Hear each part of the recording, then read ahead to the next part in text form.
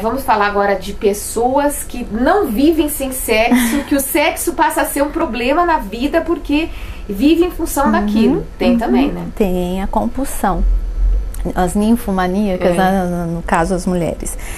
Bom, o que a gente considera uma patologia, uma compulsão, uma doença a ser tratada?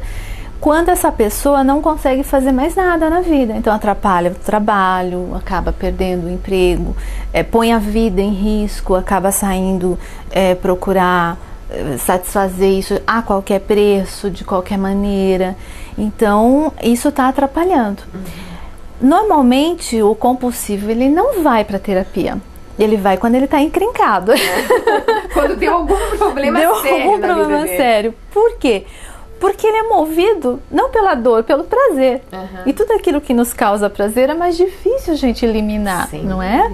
Mas entra no campo de todas as compulsões, por comida, por comprar roupa, né? É muito mais difícil, porque envolve a questão prazerosa, né? Raquel, outra coisa. E aqueles homens que têm dificuldade de manter um relacionamento?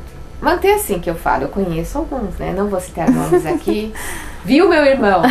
Mas assim, você, né? A pessoa vai, se apaixona, se entrega, de repente não consegue concluir esse relacionamento. Por algum motivo, que às vezes pode ser até um motivo fútil. É o fim do mundo e acaba o relacionamento, mas também daqui 3 meses já tem outro. Né? Então não consegue dar aquela continuidade no relacionamento, né? A que se deve isso? Principalmente acho que acontece mais com homens, né? Sim, eu acho que tende a ser mais com os homens, mas eu conheço algumas mulheres também que já buscaram a terapia para tratar isso, para cuidar disso.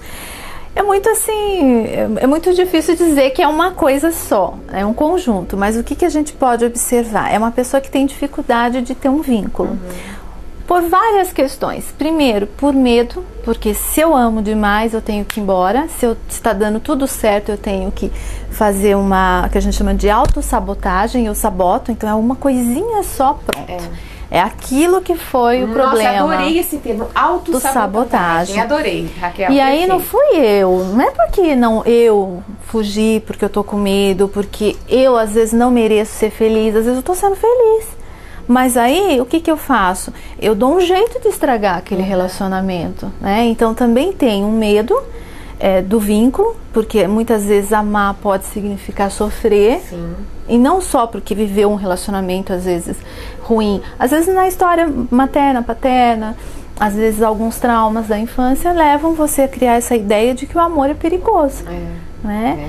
E aí ele fica líquido, né? Que é um termo que eu uso aí, o amor líquido, aquele que escorre, que não para, que não dura.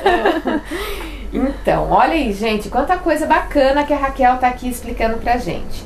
Outra coisa, Raquel, eu queria, vamos entrar num tema meio polêmico agora. A gente sabe que muita coisa de uns tempos pra cá evoluiu, inclusive até a abordagem que a gente faz do sexo. Como que fica hoje com essa maior liberdade que as pessoas estão tendo, esses avanços dos meios de comunicação, a internet? Como que é tratado hoje esse conflito de identidade sexual? Sabe, a pessoa que de repente, num momento da vida, ela se assume homossexual, tanto o homem como a mulher. Como que você vê isso daí? Certo. Primeiro que só é conflito quando eu não me aceito. Eu tenho um preconceito com relação à minha homossexualidade. Aí eu tenho um conflito e aí é interessante até trabalhar isso numa terapia. Mas a homossexualidade... Não, eu acho que é fundamental. É fundamental. Porque isso vai gerando depressão, uma angústia muito grande.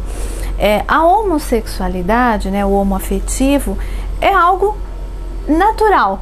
Tanto quanto um hétero, não existe uma diferença, porque escolheu, porque mudou, não existe uma opção. Todo mundo fala que é opção, não, né? Ninguém faz uma opção para ser marginalizado, descriminalizado, de jeito nenhum.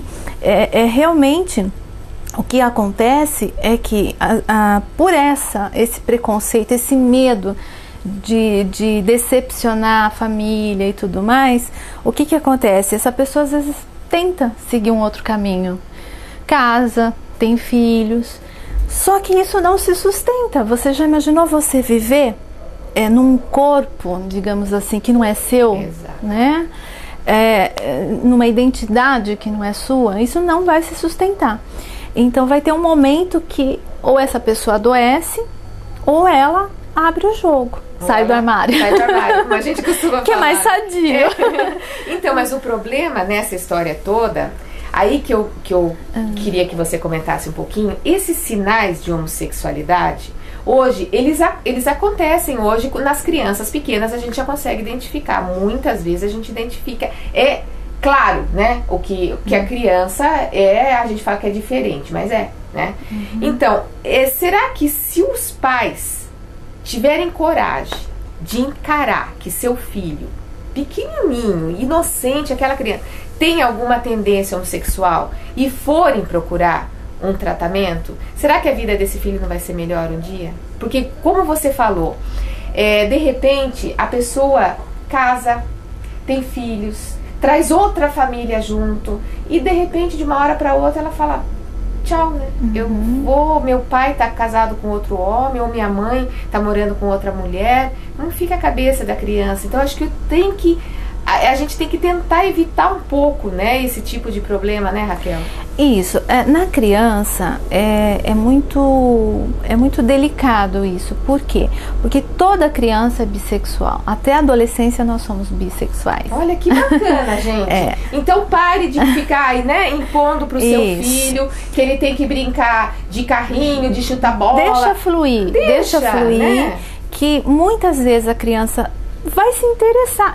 Imagina, Cláudia, essa é uma questão assim super importante que você está falando. Você imagina, a menina, ela vai se identificando com a mãe, ótimo, e pode seguir a vida inteira nessa identificação. O menino não. O menino vai se identificar com a mãe, ele precisa disso para formar a personalidade dele, mas num determinado momento lá, ele tem que romper e se identificar com o pai. Né? E isso traz muita angústia para o menino. É lógico que ele vai querer as coisas da mãe, é a identificação com a mãe que existe. O fato de ter interesse por objetos e tal não quer dizer nada. E até na adolescência, né? O famoso troca-troca. Se acontecer, isso é um momento de experiência, de conhecer o corpo, de saber o que está sentindo. Isso não define como um homossexual, mas na história dos homossexuais, desde a infância já se sentia, né? A pessoa sente algo que é diferente, não entende direito, mas sabe que não é como o outro irmãozinho, a outra irmã, tem alguma coisa diferente. Alguma coisa diferente. Muito bacana, Raquel. Lembrando que nós já estamos aqui colocando o quarto secreto, né? Esse já está indo para o nosso link, o livro aqui da doutora Raquel, né, que é um romance, como ela mesma diz, é uma historinha aqui que ensina um monte de coisa pra gente, de uma maneira lúdica, né, onde a gente não fica preso àqueles termos, né, que você não entende nada quando você está lendo. É uma delícia a gente ter um romance que possa esclarecer um tema tão polêmico assim como é o sexo, né, que ainda hoje é um tabu. Raquel, queria agradecer demais a sua presença. Já aproveitei, eu já pus você na próxima entrevista. Nem sei se você vai querer, claro, né? Imagina. Mas foi muito bacana, foi ótimo. Eu que agradeço e estou sempre à disposição. Tá bom, muito obrigada. Obrigada. Viu?